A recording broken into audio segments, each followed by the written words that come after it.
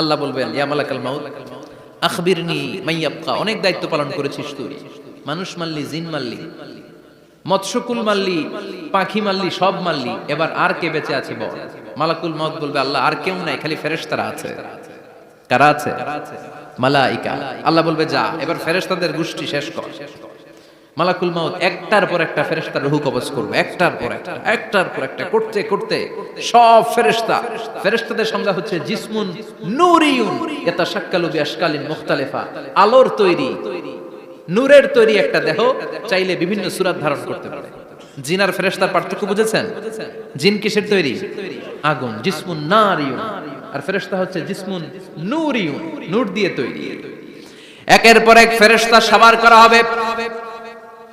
এবার আল্লাহ বলবেন ইয়া মালাকাল মাউত আখবিরনি মান ইয়াবকা, আর কে কে বেঁচে আছে বল। মালাকুল মাউত বলবে মাবুদ কেউ নাই।